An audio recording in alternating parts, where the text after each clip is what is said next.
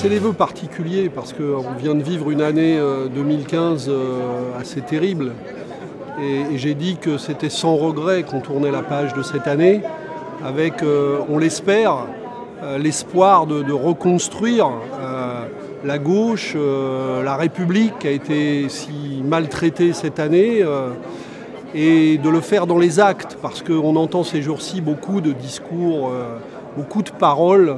On use et on abuse des symboles, mais pour justifier des politiques qui n'ont pas grand-chose à voir avec l'esprit qui s'était manifesté si massivement il y a tout juste un an, le 11 janvier, et qui lui était un esprit de paix et un esprit de vivre ensemble.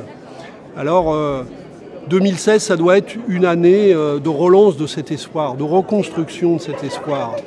Et il va falloir le faire dans des luttes fortes, des luttes sur le chômage et sur l'emploi, parce que nous ne pouvons pas accepter une société qui continue d'être défigurée par le chômage. Et peut-être que nous-mêmes, quand on regarde la souffrance de notre pays, peut-être que nous-mêmes nous sommes trop habitués à ça et qu'il faut reprendre avec une vigueur nouvelle toutes les luttes pour le chômage et ne pas laisser le patronat, comme ils viennent de l'annoncer, à nouveau essayer de s'engouffrer pour imposer. Ils appellent ça un contrat de travail agile, mais en vérité c'est la fin de tout contrat de travail sérieux, c'est le retour de l'embauche gré à gré.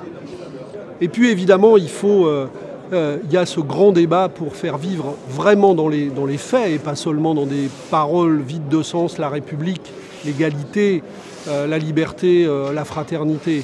Et ça commencera par notre bagarre pour refuser ce projet indigne qui est celui de la révision de la Constitution, de l'inscription de l'état d'urgence dans la Constitution et de la déchéance de nationalité. Et rien ne peut justifier ce projet. Et ce serait une rupture avec tous les principes fondamentaux de la République. Et j'ai dit, Manuel Valls a dit, arrêtons de s'égarer dans les grandes valeurs. Eh bien si, égarons-nous, inventons. Il faut inventer et garder l'espoir d'une société nouvelle parce que c'est ce que des millions de gens cherchent. Et c'est peut-être parce qu'ils ne le trouvent pas qu'il y a tant de prises pour les voix nauséabondes du Front National. Et puis il faut construire pour l'année prochaine, pour 2017, et ça se construit maintenant, un grand mouvement populaire, un grand élan populaire autour d'un nouveau projet et une candidature de gauche. Parce que le risque, on nous endort avec le casting de la présidentielle. Mais si on laisse faire, eh bien moi je dis le risque c'est que la gauche soit tout simplement absente de cette élection présidentielle. Parce que s'il y a la droite, l'extrême droite et une candidature de François Hollande qui porte la politique actuelle, où est la gauche ? Eh bien il faut une grande candidature de gauche, sur un projet de gauche, sur les valeurs de gauche. Et il faut que toutes les forces qui ont envie de ça s'y mettent ensemble. Et c'est à nous de mener ce travail pour parler avec tout le monde. Et j'ai dit que j'allais consacrer tous mes efforts dans les semaines et les mois à venir à cela. Et puisque certains parlent de primaire, j'ai dit mettons tout sur la table, y compris ça n'est pas ma culture. Mais pourquoi pas explorer cette hypothèse parmi d'autres ?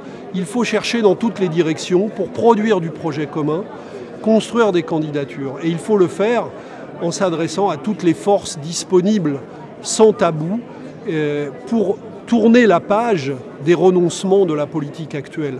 Et c'est une nouvelle candidature qu'il faut construire. Eh bien, nous allons nous y mettre sans tarder, et c'est le sens des vœux que j'ai prononcés ce soir.